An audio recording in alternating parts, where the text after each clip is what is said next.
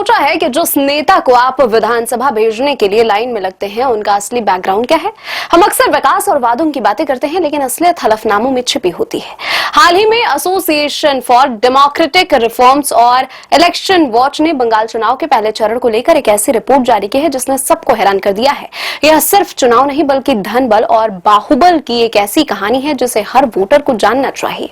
Report के अनुसार पहले चरण के 1475 उम्मीदवारों में से 23% ने खुद को हलफनामे में आपराधिक मामलों की बात कबूली है, लेकिन चौंकाने वाली बात यह है कि इनमें से 20% यानी कि 294 उम्मीदवार पर सीरियस क्राइम के मामले दर्ज है। जब बात दागी उम्मीदवारों की आती है तो डेटा कुछ इस प्रकार है। भाजपा ने सबसे ज्यादा आपराधिक पृष्ठभूमि वाले उम्मीदवारों को टिकट दिया है। इनके 152 में से 106 यानी कि 70% उम्मीदवारों पर मामले दर्ज हैं। तृणमूल कांग्रेस भी पीछे नहीं है। 148 में से 63 उम्मीदवारों पर मामले दर्ज है, जिन पर 48 पर गंभीर आरोप लगे हैं। सीपीआईएम एंड कांग्रेस मकापा के 43 में से कांग्रेस के 39 उम्मीदवार इस लिस्ट में शामिल है। राजनीतिक दल अक्सर इन दागों को यह कहकर जायज ठहराते हैं कि मामले राजनीति से प्रेरित है या उम्मीदवार की लोकप्रियता बहुत ज्यादा है, लेकिन क्या कानून तोड़ने वाले कानून बनाने के लायक हैं?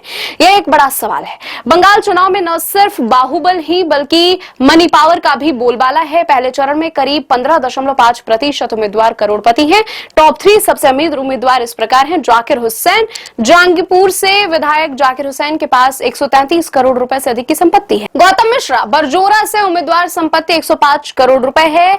कवि दत्ता दुर्गापुर पश्चिम से उम्मीदवार हैं, जिनकी संपत्ति 72 करोड़ रुपए है। इन आंकड़ों से साफ है कि प्रमुख दलों ने 24% से 72% के बीच ऐसे चेहरे उतारे हैं जिनके पास करोड़ों की संपत्ति। आम आदमी के लिए चुनावी मैदान अब काफी महंगा हो चुका है। हैरानी की बात यह है कि जिस दिन लोकसभा में वुमेन्स रिजर्वेशन बिल पर चर्चा हो रही थी, उस दिन यह रिपोर्ट आई कि बंगाल के पहले चरण में केवल 11% महिला उम्मीदवार मैदान में हैं। इससे भी गंभीर बात यह है कि महिलाओं के खिलाफ अपराध के मामलों में 98 उम्मीदवार आरोपी हैं, जिनमें से 6 पर बलात्कार जैसे जघन्य आरोप लगे हुए हैं। यह हमारे लोकतंत्र की एक कड़वी सच्चाई को दर्शाता है। राजनीति में डिग्री से ज्यादा अनुभव मायने रखते हैं, लेकिन शिक्षा का डेटा भी दिलचस्प है। 708 उम्मीदवार 5वीं से 12वीं तक पढ़े हुए हैं। 698 उम्मीदवार ग्रेजुएट या उससे ऊपर की डिग्री रखते हैं। 14 उम्मीदवार निरक्षर हैं।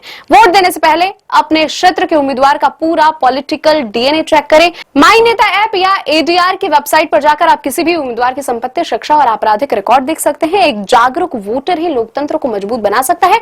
एडीआर की रिपोर्ट स्पष्ट संदेश देती है कि हमारी चुनावी व्यवस्था में सुधार की सख्त जरूरत है। जब तक जिताऊ होने के नाम पर आपराधिक पृष्ठभूमि वाले लोगों को टिकट मिलता रहेगा, तब तक लोकतंत्र कानून तोड़ने वालों के हाथों में रहेगा। आपकी क्या राय है? क्या किसी उम्मीदवार की संपत्ति और उसके ऊपर दर्ज मामले आपके वोट देने के फैसले को प्रभावित करते हैं?